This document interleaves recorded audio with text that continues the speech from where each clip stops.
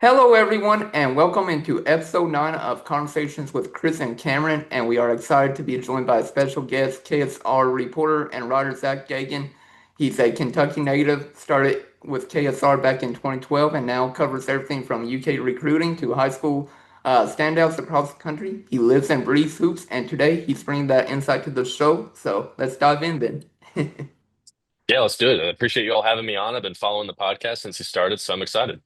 I'm excited too. So, we're going to be mainly talking about Kentucky basketball recruitment and how it's been going. So, can you talk about what you saw whenever you went to the circuit just recently?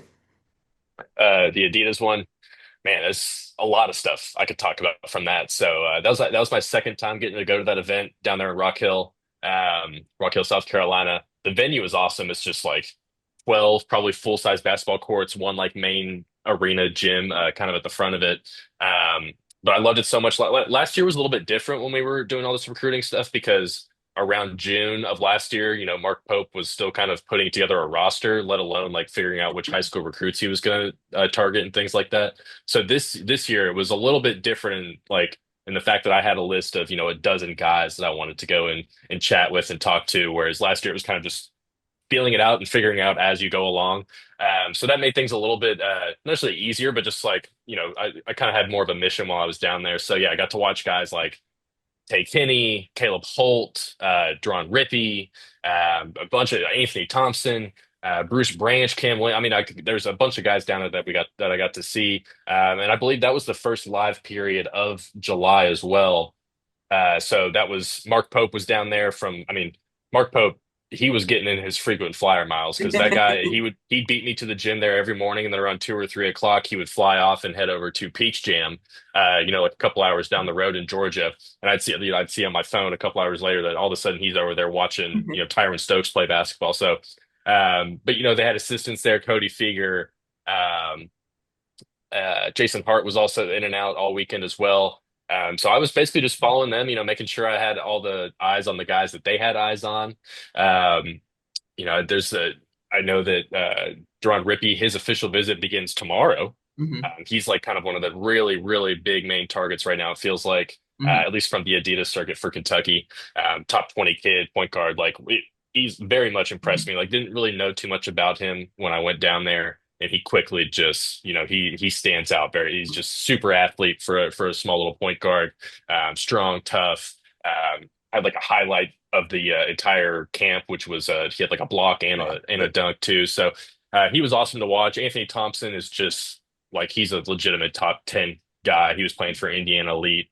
I was down there with KSR's Brandon Ramsey, and he had close eyes on all the Indiana teams that were down there. That's kind of what he does as well. So I got plenty of eyes on Anthony Thompson, and that kid is Hmm. probably the guy that blew me away the most from the 2026 class. I know I don't, they're all running together. I don't think he's locked in his official visits yet, but that'll happen soon. I think he just cut his list down.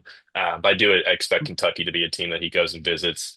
Um, but with the whole Adidas thing, it is kind of weird because you have the whole Adidas Kentucky or Adidas Nike thing going on as well. So you kind of have to be wary of that when you're figuring out how hard Kentucky's going after these kids. But even like Tay Kinney, like Mark Pope and at least one assistant was watching that kid play pretty much the whole time, even though it feels like he's Hmm. trending at least publicly towards Louisville. So we'll see how that recruitment kind of plays out from there. But Hmm. yeah, I could go on, and if you got more questions about it, pepper me with it. But I don't want to. I'll get way too long-winded if I keep talking about it. But it was a great event, and it kind of was the kickoff for the rest of the AAU season that Jacob and Jackson KSR did a great job of covering after that. Well, Jack until his baby arrived a little bit early for him, but yeah.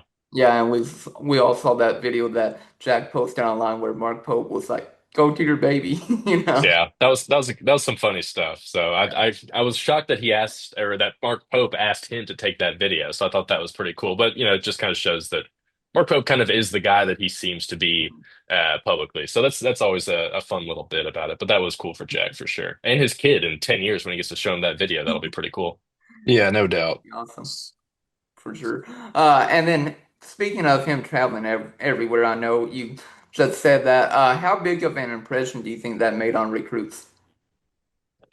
Well, when I was talking to a few of them, like you could talk to him and be like, what's the level of the communication with Kentucky and things like that. And a lot of times they would just unprompted be like, I saw Mark Pope sitting over there on the sidelines, things like, and they could just be saying that because there's dozens of college coaches over there. But for the most part, like especially for a guy like Deron Rippey, Anthony Thompson, like they know that like Kentucky's kind of in their main top bubble right now. So they definitely know when they look over, they see these coaches over there, and that definitely does mean something. And that's why the Tate Kenny situation felt a little, I don't even know what the right word for it was, but it felt like Tate Kenny was trending farther away from Kentucky. But the whole weekend of the Adidas circuit, Mark Pope was there watching him, and I believe he even went to go watch him a little bit the following week in California when Adidas wrapped up their session out there. So that stuff matters, and I think Pope knows that, and he's trying to, whether it's kind of like a public thing to say that he's still going after a kid, or if Kentucky's still in the race. I guess Mhm. that's still kind of is yet to be seen, but it definitely makes an impression on these kids, and it doesn't take long for them to talk about it when they're like, and there was even I even had a couple of kids say like, yeah, well, I talked to Mark Pope and the staff before I came to this event. They said they're going to come watch me, so that means a lot. Like, level of communication is big for a lot of these kids. Even in the whole NIL world, you have to get to that point where the dollars matter first, and Of part of that is course. having a solid relationship with at least the majority of these kids, I'd say. Understood. Yeah, that's good stuff. So the two that you've mentioned a couple different times, Deron Rippey Jr., Caleb Holt, that's two guys that Kentucky's going after big time that already have official visits scheduled. As of Mhm. right now, which one would you say Kentucky's in a better spot to land as of what is it, July 31st? Yeah. I would probably, if you just had to ask between those two, I would say Rippy, mainly because his recruitment is kind of still not necessarily in the early stages, but with a guy like Caleb Holt, he's from Alabama. Alabama and Auburn have been recruiting him hard since he was like in eighth grade. He's been, kind of at this level, kind of a five-star level kid for several years now. So he's the guy that those home state teams have really been focusing on. So Kentucky, in that sense, is maybe having to gain a little bit more ground. Whereas with Deron Rippey, his recruitment kind of exploded all at once, and Kentucky got in then. I do think it's notable that Kentucky has his first official visit.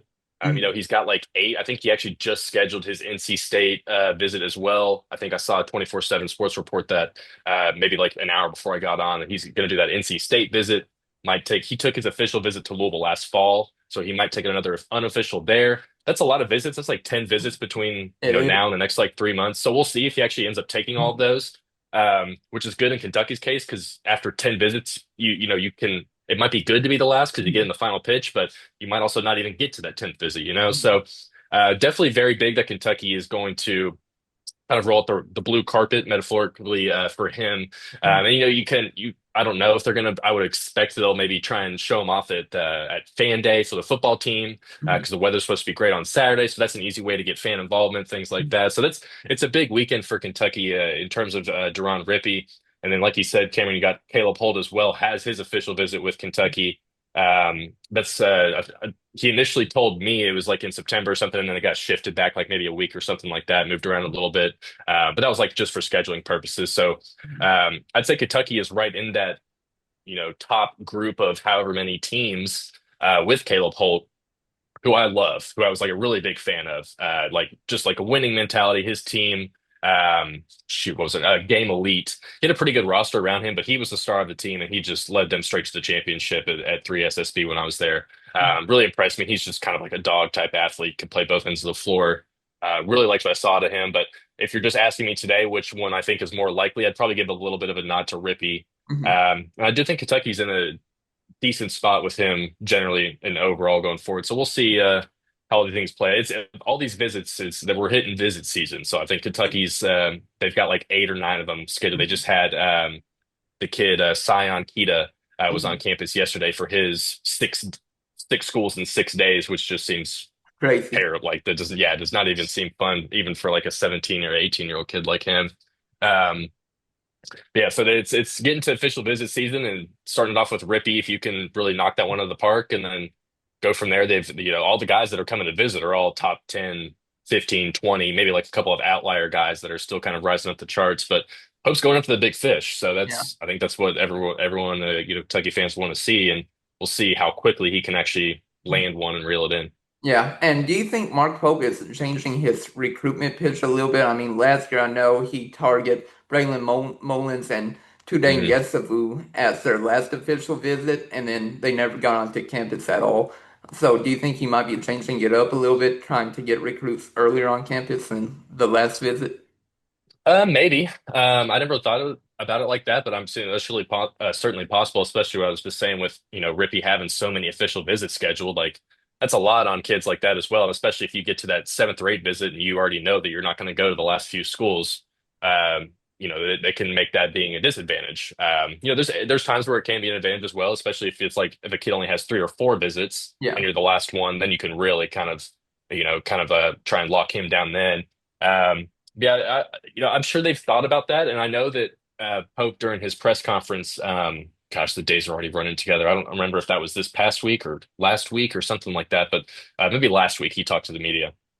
Um, he said basically that recruiting is a little bit different now compared to last year. It's not necessarily easier. I don't know if that was the word he used or not, but there's a whole year's worth of film that he's got banked up now that he can show recruits. He's got Amari Williams and Kobe Brea, guys that were playing for mid-major Dayton and Drexel, turned those guys into legitimate second round draft picks. So you have a little bit more body of work to kind of make your pitch to the recruits now, and I'm sure that's changed how he's gone throughout all of his recruiting process compared to last year. Because, like I said, last year, he was kind of going blind, at least for, the first few months while he was trying to build the roster together first and then focus on guys. And I think it helped that he had Jasper and Malachi being the local guys who probably wanted to go to Kentucky, just needed like a little bit of a push. So that was probably helpful to have some of his big first recruits be from the state, maybe make it a little bit easier to land those guys. And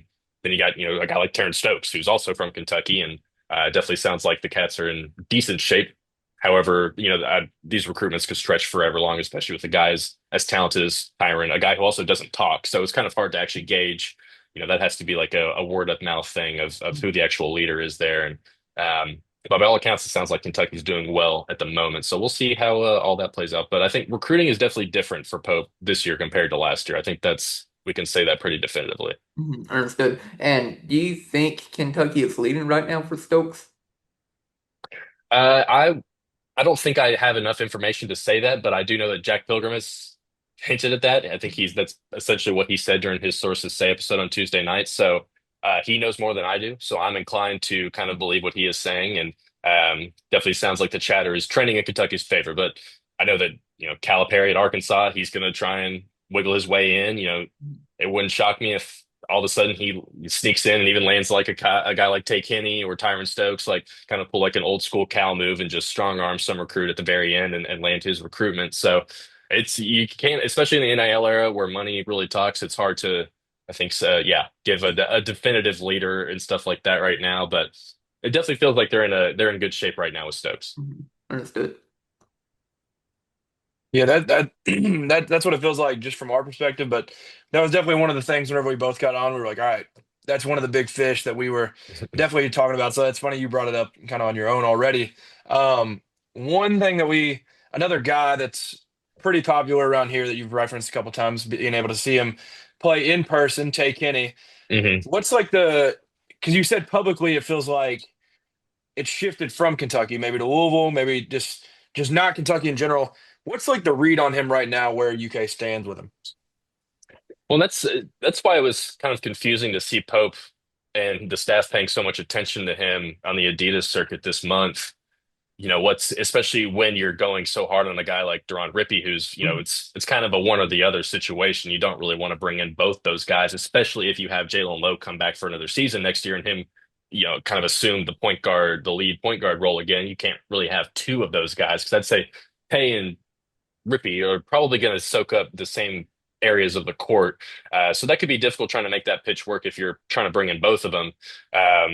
So it's definitely, maybe it's just a case of let's stay on Tay Kenny and, in the event that something happens that we don't foresee, we can, maybe make another big push for him. But it definitely feels like Louisville is really trying to up the aggression on him. And sometimes just connecting the dots, like Tay has the Adidas sponsorship. At OTE, believe has ties to Adidas as well, where he's playing. So, he even said he told. I remember we were doing a media scrum at 3SSB, and he told a few of us. Someone asked, like, does the Adidas sponsorship end, stuff like that. He said it ends at the end of his high school season. Mhm. Could always just easily re-up again, especially if Louisville comes in and Louisville and Adidas and say, hey, here's this amount of money, whatnot, re-sign with us, go to Louisville. So that's interesting. But then you've got Calipari at Arkansas. And I believe Arkansas is a Nike school. And it sounds like he's trying to maybe make maybe a little bit of a push to try and go after Tay as well. But then you have Kentucky watching all his games and everything. And maybe it's part of the Kentucky coach needs to watch the best player from the state of Kentucky in 2026 or second best behind Tyran. Um, so maybe there's like a narrative part there, but I don't think Pope would really go watch this kid so much as often as he did if he didn't think that there was some sort of chance that he is still in the recruitment there, and whether that's just like a backup plan, air quotes, if you want to use that phrase. But it definitely feels like Rippy is the guy that they're probably preferring as their point guard target for that class. And I do think they really would like to add like a ball handler from the high school class as well. Understood. And Yeah. talking a little bit about Deron Rippey, many people are saying it's a competition between North Carolina and UK, and some people are saying that UNC is number one and UK is number Mm. two. And I don't know if you have anything to add about that. I have heard there, I've at least seen a lot of the North Carolina chatter online. Um, it's like I said, it's still kind of early-ish in Rippey's recruitment. I'm sure there's a few schools that are, alongside Kentucky and UNC that are really going to be pushing for him. Kentucky's won and lost battles against UNC before in the recruiting game. So if it's those two again fighting for him, I'd love to see how it all plays out again. Who can actually get the tiebreaker there after the Jasper and Caleb Wilson situation? So Yeah. yeah, I have seen the North Carolina stuff floating around. So Yeah. I sure hope UK can get that recruiting win against North Carolina because losing out on Caleb Wilson was definitely like a heartbreaker for sure. oh yeah, that one was tough, but can't win them all. So. Yeah. Yeah, we get to get him back this year, though. We get to Yeah, beat him. So Get our that'll be link fun when he walks into Rep Arena. Actually, I'm interested to see if he gets a chorus of boos and things like that. And I don't think he will really, just because it might be kind of long forgotten from the Big Blue Nation's minds by that point. But he'll definitely hear some boos and like a small amount of those. But I think Hubert Davis had to win that one a Yeah. little bit more than I think Mark Pope did, even though it would have been nice to have Caleb on this team. So Mhm. regardless, if you get a guy like Jaden Quaintance to kind of fill that role anyways, I'd say that Kentucky probably did okay with how things played out there. Yeah, and I was so surprised that nobody knew that the head coach for UNC signed an extension like over the summer before, and it came out like December or something this past year, and Yeah. everybody's like, "What the heck happened?" Keep Uh, those things quiet. yeah, and we're going to talk a little bit about class of 2027 as well. I know Bruce Branch the third, he's in 27, Mm. and then of course Anthony Thompson is in 26. Which one do Yeah. you think has the higher term ceiling and why? Ooh, I like that question. They're kind of they're not really comparable, but in terms of just being long, skinny, and skilled type guys, you can kind of see comparisons there. I think Bruce Branch, from everything that I've watched and people we've been talking to, they think he probably has the highest long-term potential or maybe one of a few in that 27 class in terms of like looking 5 years, 6, 7, 8 years down the road in the NBA of that guy being like a real killer. I do think probably if you're thinking like immediate though, like who is like going to have a better freshman season in college, probably I would probably pick Bruce Branch. I think he's maybe a little bit more polished, but Anthony Thompson really blew me away. Um, I think across his 5 games, 3 of them he had 30 plus points. I watched one where the final score was 100 to 99 or 101 to 100, something like that. His Indiana Elite team beat Jacob Weber, who was the guy that Kentucky's kind of dabbled in after that session in Rock Hill because he had 30 against Thompson's 30. It was just kind of them two going back and forth. No defense played. It was such a fun game to watch. But Thompson was just he's awesome. Like he can do it all on both ends of the floor. He's skinny, but he's still like has enough finesse that he can kind of figure out how to work around that a little bit. Um, the sorry, one second there. Um, Yeah, the shooting was really good in the event. That was kind of something that I was told to watch for just because it felt like he still kind of did need to, sorry, goodness, needed to take a step with his shooting.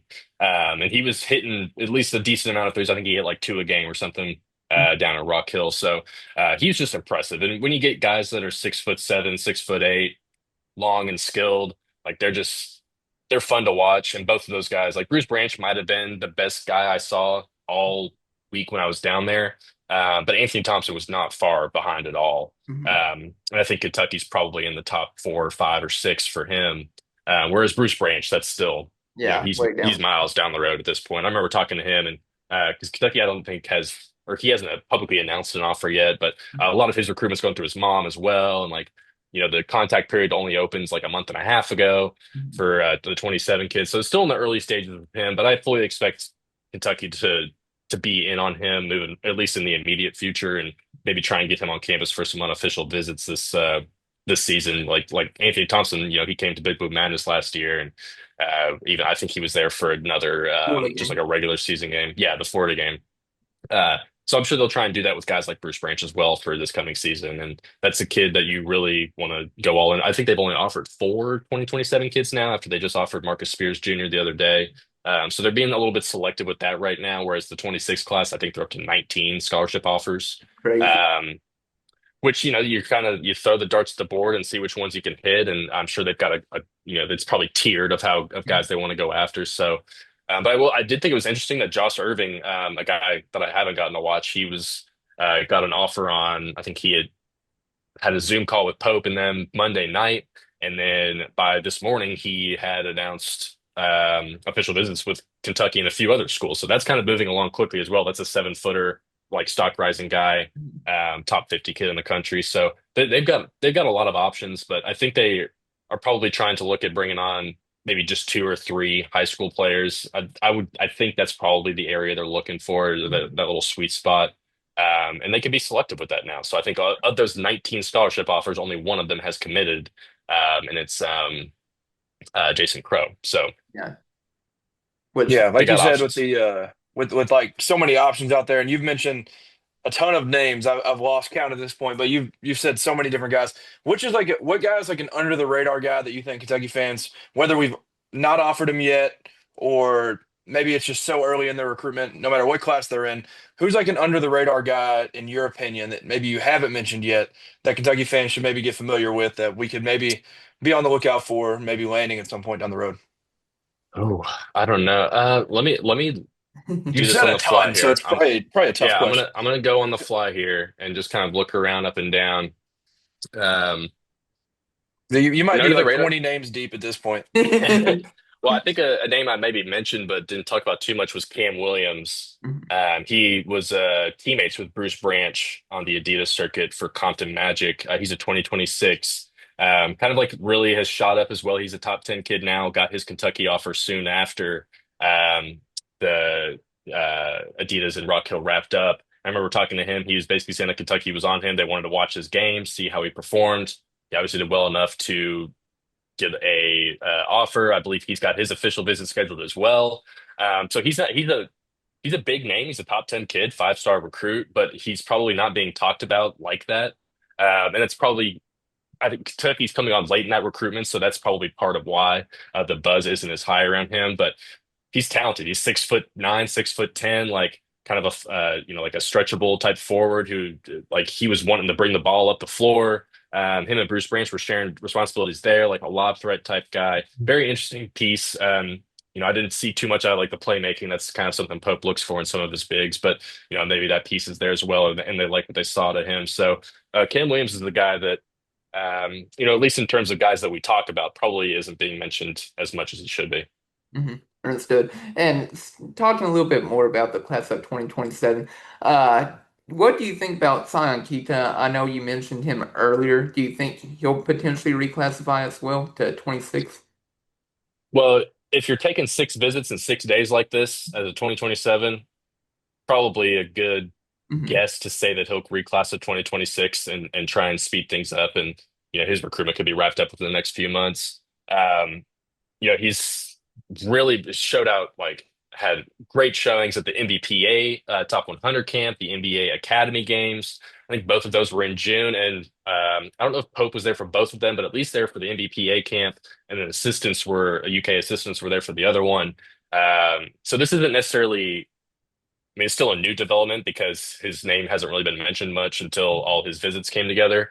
But he's definitely a recruit that Kentucky's had eyes on for multiple months now at this point, if not longer than that. So Mhm. I don't know. I've never gotten to watch him play in person. I've just seen the highlights and stuff, but he's got potential to be a lottery pick next season. So he's a guy that you might as well throw your hat in the ring for, Mhm. um, especially if you can get him up to 2026. And, everyone is probably kind of coming on at the same time for him. And I know he's got like, I already forget his, like, I think Indiana he visited, Duke he's going to go to. The Duke angle's interesting because his teammate at FC Barcelona last year was Dame Sarr, who is going Yeah. to be a freshman point guard at Duke this season. So there's an angle there. I think some of the just like rumor mill reports I've been reading have saying that you can kind of connect the dots with Duke there. Mhm. So and it wouldn't be shocked, especially after you have a guy like Malawach go top 10 at Duke last year. You can kind of see the vision. You could sell the vision maybe a little bit easier with a guy um, like Kita, who's kind of in a similar position there. So, but he's talented, and whoever gets him is going to get a potential, like I said, a potential lottery pick down the road. So um, that's all kind of new and happening though. Like once he gets done with these visits, that's when probably things will get a little bit clearer. So maybe starting next week, we'll have a little bit of a better idea of where Kentucky and where all these other teams stand with him. But 7 foot, mobile, like you just can't teach some of those things. So he's got a lot of basketball ahead of him for sure. Understood. And talking about Pope's recruiting style, how would you describe it compared or contrast to John Calipari's whenever he was here? Ooh, I would say there's probably some similarities in the fact that neither of them guarantee playing time or spots or anything like that. Like it's definitely a you've got to earn your spot type thing. Um, so I think that's probably similar in that regard. I think Pope is just big on building these relationships and connecting with the kids and their families. I think he's good at that. Cal was really good at that too. So I see similarities from that end. In terms of differences, it's I honestly couldn't tell you what like some major differences would be just because I'm not lucky enough to be a part of those conversations and stuff, which would be cool to be a fly on the wall for Pope offering some kid, like what those conversations are like. One thing I have noticed when I'm talking to recruits and with Pope is they're always like, we did this, hour long film session where Pope sat down with me over Zoom or whatever, and we just dissected my film for an hour, the positives, the negatives, things like that, things to work on. Most recruits say that, and whenever I kind of ask, like, have you done this before with other coaches? They're like, some will say never, like, completely, and some will say yes, but not like to that length, like. So I think Pope is really when he shows that he cares about all those kids, that goes a long way with them. Ultimately, a lot of it just comes down to NIL in the end.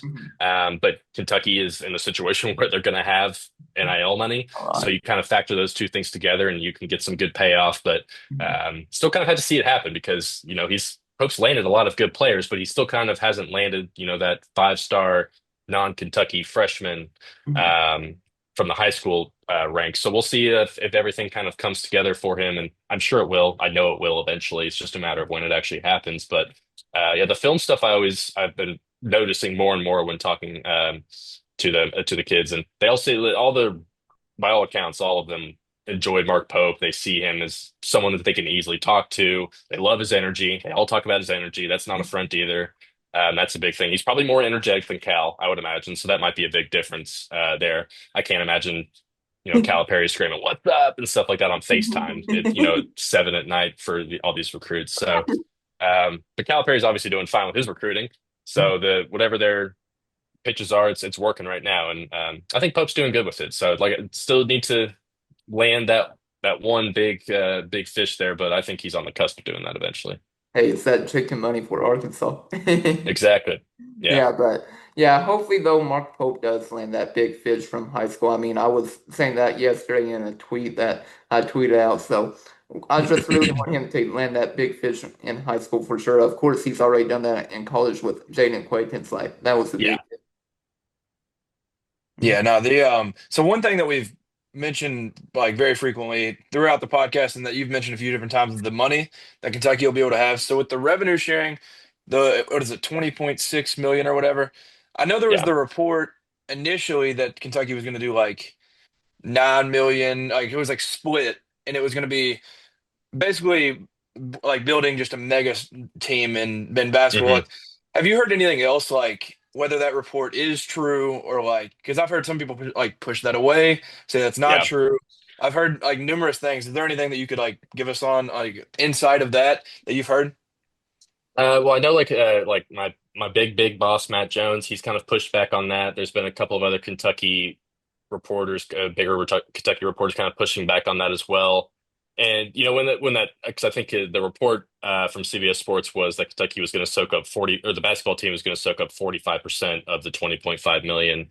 I mean, and two and a half of that 25 point million goes to scholarships as well. So that's really only 18 million that you're kind of actually, I guess, technically working and operating with, but. Um, my best guess, and this is kind of just me putting on a little bit of a tinfoil hat, is Matt Norlander, who had the CBS report. I think someone probably told him that Kentucky is trying to operate at this set amount of money. Which whether that's 8 million, 9 million, or whatever, and that ends up being 45% of that 18 million or $20.5 million pot, whereas Kentucky can get 9 million from anywhere. It doesn't have to be from the revenue sharing. They can get it from NIL deals, which it sounds like, collectives are still going to be a thing going forward. So you can still, they might not call it pay for play, but that's kind of what it is. So, Kentucky's going to be able to generate money from pretty much the basketball team at least. And you can't give 45% to the basketball team and not give all, like the football team they just have to Yeah. have a bunch of money because they just, from a numbers perspective, like you just got to pay them. You got to pay more. You got to pay 100 guys as opposed to 15. So uh, that's why it always sounded a little bit weird just when that initially came out. Maybe it is closer to like 30%, 25%. Like I could believe that a little bit more if that's like the actual, if that's the truth, is that Kentucky's going to take up a pretty significant chunk of the revenue sharing. But it's not like a year to year. It's like it's not locked in. So year to year, you can kind of change the percentages of what teams get and stuff like that.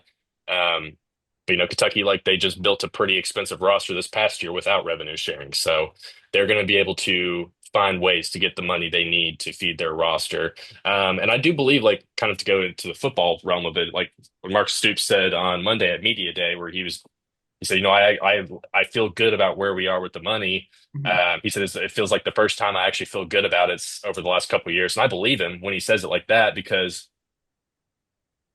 he has to have that money. So if he's saying it out loud, if he wanted to try and be cryptic about it, he could say anything else. So I believe him from the fact that he's getting the money that he needs, which tells me that it's the basketball team's not getting 45% of the revenue sharing. They might be getting the equivalent of that, which is 9 million, 8 million, whatever it ends up being. They might have that set aside from different areas of revenue or like sources of income, things like that.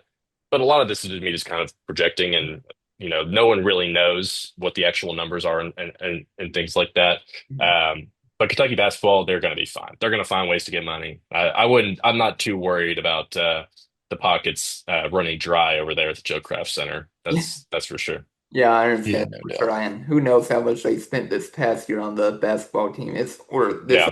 year, I should say, because of all the transfers and the returning players. Like Otega away is making a boatload. Probably, I'm Yeah. He probably got probably a like well-deserved pay raise, I'm sure, 3 million going dollars. from, yeah, to an Yeah. all SEC guy. Yeah, it's been so interesting because like I think it's Goodman that's put out that it's like 21 or 22 million for this roster, but then there's been people, I think Matt Jones has said like it's probably like 15 to 17. I think Norlander said Yeah. something similar. Like it's so weird, it's all over the place. The like people that think they have very strong sources telling them this, but then like it's chaos trying to like find what the actual number is, but I mean there's really no way of actually knowing it. So Mhm. Yeah, unless you're the person that's counting all the money behind the scenes, you're probably not going to have any idea. And 20 million did seems a little high. Like that's a lot of money. Even 15 million seems like a lot, but I could buy that a little bit more, I guess, than the 20 million. But Yeah, it's I don't know what the number. I haven't had a number floated to me at all, Mhm. but I can promise you it's a lot. Probably among the top,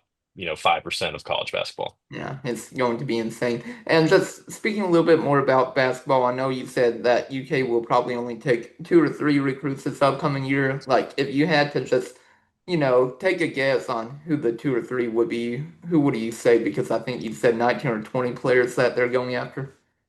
Um, Sorry, I'm gonna have to look up Offers. there's so many names here. I'll put together a dream class for Dream myself. class. Like if I had to pick three recruits that I would want Kentucky to land, it would be Deron Rippey would be one, Mhm. Tyran Stokes would be the other. And then at that point, you can kind of get a little bit more selective. Like if you want to go after the Josh Irvin kid that they just recruited, if he's kind of got the playmaking chops that they want out of their big men, maybe go after him. Um, there's at that point, like, can you pair Caleb Holt together with Deron Rippey and Mhm. potentially have a Jalen Lowe back and the possibility of having guys like Jasper Johnson and Colin Chandler and all those guys back. So you kind of have to take some of that stuff into account as well in terms of positional fit.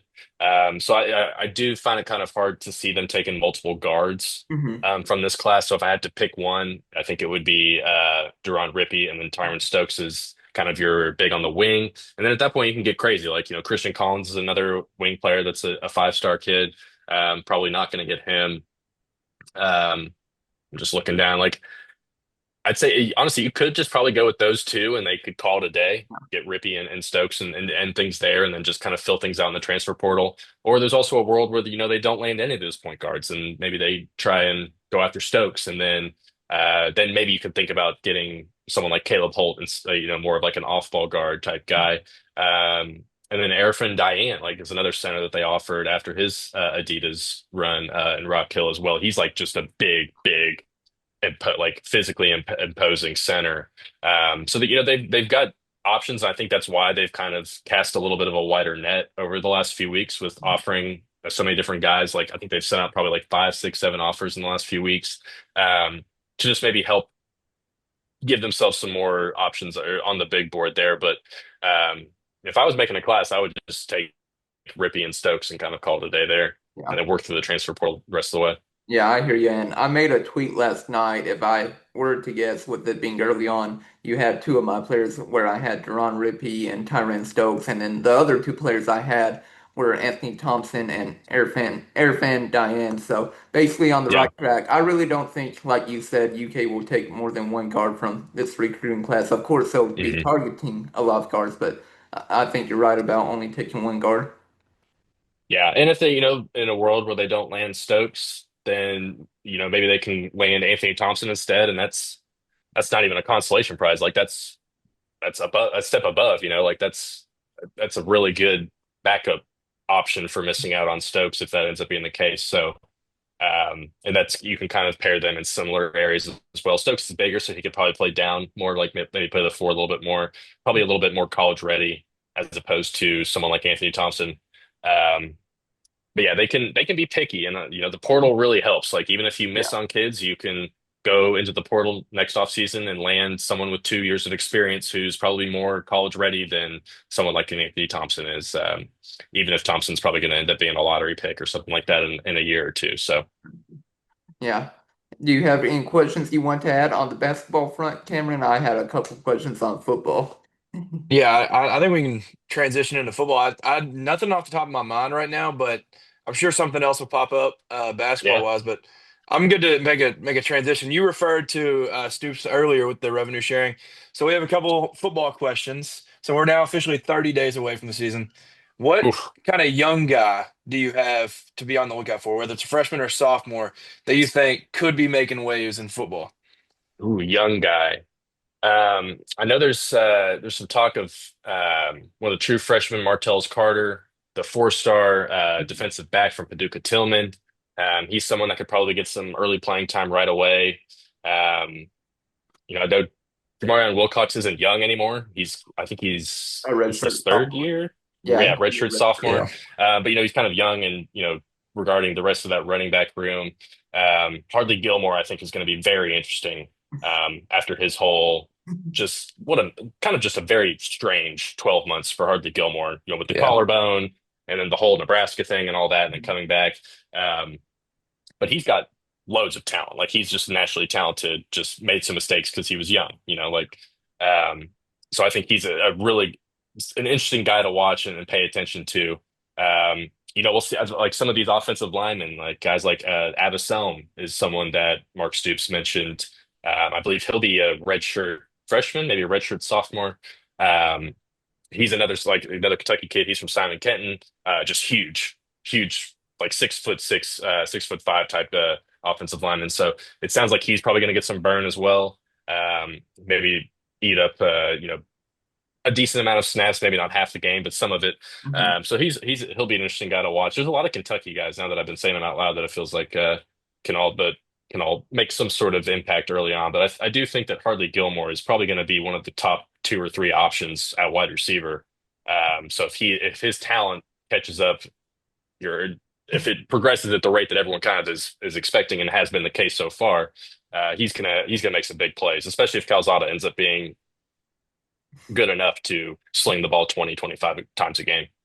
Yeah, and Yeah. hopefully Zach Calzada will live up to the hype. I mean, he played in the SEC before, so hopefully him getting back to the SEC, he'll be great. And another player I'm really interested in this year is Stephen Souls Jr., Sackman Souls. I think Mm. he's going to Sack and Souls. have a really great year. I mean, he showed out his freshman year last year. I mean, he first started to play against South Carolina when that game was a blowout, but I'm excited for him as well. Like, I have high expectations for him. Yeah, he's just a great nickname, great Twitter follow. But yeah, he had kind of I think it was maybe late in the season last year is when he started to really come along. I think there was maybe one game where they were getting blown out where he was I mean, he was probably the best defensive player on the field. It felt like at moments for Kentucky. Mhm. So yeah, he'll be a lot of fun to watch. I think Stoops even mentioned him on media day as well. So another guy that they're really keeping tabs on. Mhm. And then how important is this season for Mark Stoops in terms of keeping recruitment momentum alive? Uh, Probably pretty important. I mean, it's hard to gauge because the recruiting really got off to a slow start this summer. They kind of closed things strong. You land the Ponatowski as well, like a top 150, 100 recruit in the country as like potential face of the future guy at quarterback. Um, so I think that's part of it. Like let's say Calzada kind of flames out, Cutter Boley comes in, plays well. He's their guy next year. Then you've got Ponatowski come in after that, and he plays well. As long as the quarterback play is good, you can kind of pitch the recruits to that, like saying, okay, we've got a guy, a leader that can take us far and win us games. Um, but maybe there's a world where Calzada is really good too, and they can just kind of build off that. Um, which I like is possible. It's absolutely possible that he can be good. So, losing Vince Marrow is it's probably not as big of a deal in the recruiting front as maybe we would have initially thought, just because of how at least public faced some of his recruiting wins are. At least, it feels like if there's a recruiting win, especially from the state of Kentucky or Ohio, like it was going to be a Vince guy, or he was the guy that landed him. But they can dip out of state a little bit more. Like I think Ponatowski is the only Kentucky or Ohio commit. I might have to double check that from that 2026 class. Um, and they got a bunch of really good guys late in the last month or so before things kind of closed up there. We capped off with Ponatowski, where they still I think they're still like outside the top 30 or something like that with their class, but a lot of those guys that they got ended up getting significant ratings bumps, Mhm. over the summer as well, especially with Ponatowski. So I don't, it definitely wasn't a good recruiting cycle. I would say it just overall in terms of pure numbers and talent. But you got a star. They did a lot. I think this year was just weird for Stoops because he definitely felt like he had to clean house in terms of like bad culture fits. Mhm. And they brought in 50 new players like from the transfer portal and the high school ranks. Like that's a lot of players. That's almost half your roster essentially Mhm. is being turned over. So um, maybe some more stability, having another, having an offensive coordinator stick around for another year. Maybe that all that stuff can help.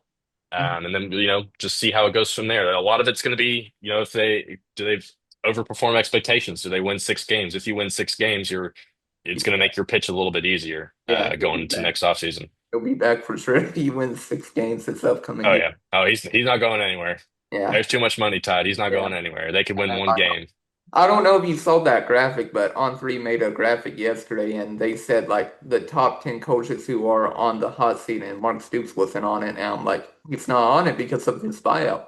Yeah, he's not on the hot seat because, even if he's on the hot seat in the terms of the fans' eyes, like in terms of the athletic department's eyes, he's not on the hot seat because they can't really afford right now, especially when you've got to feed all these rosters all this money. Money's got to come from somewhere. You don't want to Yeah, earn a year's worth of NIL revenue sharing because you want to kick Mark Stoops out a year early. So Kentucky just kind of has to hope that motivation is the motivated Mark Stoops is real and he comes out and fires back. The schedule's just tough. So it's going to yeah. be, they could win 5 games and have like a really talented team and it could still be kind of a disappointing year in that end. So You mean it's grateful Mark Stoops now? Yeah, grateful. I like motivated better. I want him to be motivated. Don't be grateful. Yeah, you're making $9 million a year. I know you're grateful. I want to see you be motivated to win some football games. I like Yeah, that one better. They should yeah. embrace that, I think, a little bit more. Yeah, I agree with you on that. I mean, the first question for Mark Stoops from Nick Roush was like, "How motivated are you?" And Mark Stoops Yeah. did not like that too much. No, he didn't. Yeah. The KSR boys, they got under Mark Stoops' skin a little bit when they were asking him questions, but I love the questions. I think they needed to Yeah. be asked. So, he can respond how he wants to respond, Mhm. whether it's something we actually buy into or not. He's going to say what he wants to say. But I was, so you got to ask him some tough questions after you have a bad year. So, Yeah. and I think he's done pretty about as well as he could have in terms of talking to the media and saying not necessarily all the right things, but he's not saying the wrong things. I think is probably the bigger part of all of We were calling it Coach to Speak in an earlier it. podcast. That's exactly what it is. Yeah. Yeah. Yeah, he's very good at that. But this may be just on the spot right now too, so maybe you would have to go and like look a little bit. But if you had to lock down your prediction of the record for this year, what are you going with? Yes, we do that every year for KSR. I actually did I've been looking at the schedule the last couple of days. Um, I do think there's a world where they start 3-0 or maybe even 4-0. Let me just double check the schedule real quick. Yeah, 3-0 with the Toledo, Ole Miss, Eastern Michigan game. Mhm. Which, if you start off 3-0 there, like I think you put yourself in position. At that point, you just got to win 3 of your last 9 games. Yeah. And I think there's one more winnable one in there with Tennessee Tech. You still got Vandy, Louisville, like some of these SEC teams are going to be down a little bit. But it's just like some of those SEC games, like you could probably chalk up 6 losses pretty quickly just looking up and down the schedule. So do they shock Ole Miss again in that game? Ole Miss isn't as talented as last year, but Lane Kiffin's going to be pissed coming into Kroger Field for that game. But then there's also a world where they lose to this Toledo team first game of the season, and then you're left looking like, man, okay, what things can go off the rails really quick. Like Toledo's picked to win the MAC. Um, Kentucky always has not necessarily struggles, but like these MAC teams will always put up good fights against Kentucky. They play them every year, and they're just dog type teams that want to be physical and kind of mess the game up. And I could easily see Kentucky sneaking out like a 16 to 14 win or something in that game and just like barely getting into week 2 Mhm. off a win. But they just need to win that game no matter, like, it doesn't even matter if it's by a low score like that. They just got to find a way to win that one. Mhm. And then if you can easily pick up that Eastern Michigan win, and then if you beat Ole Miss in week 2, like I was saying, you can start talking yourself into things. But I'd say the most likely scenarios they start off 1-2 there, and then look, just looking at things like Georgia, probably not going to win that one. Texas, probably not going to win that one. Tennessee's going to be hard. Alabama and or not Alabama, Auburn and Florida are 2 games that you can maybe talk yourself into as being closer to toss-ups, especially with Florida. Like the quarterback just can't stay healthy for whatever reason. DJ Lagway, and then who knows? Like maybe some motivation shows up in that Louisville game, and Kentucky tries to stick it to Vince Marrow in that one, and then we'll see what actually is Vandy actually going to be kind of as good as Diego Pavia is making them out to be, in the media or whatnot. So Yeah, national you can champions in his mind. yeah, exactly. So you can talk yourself into winning 5-6 games, but I think the over under is set at 4.5, and I think that's 4.5 for a reason. The Yeah. folks in Vegas know, and I would probably lean towards picking the under. Mhm. I think 4 or 5 wins is probably what we're looking at Yeah. for next season.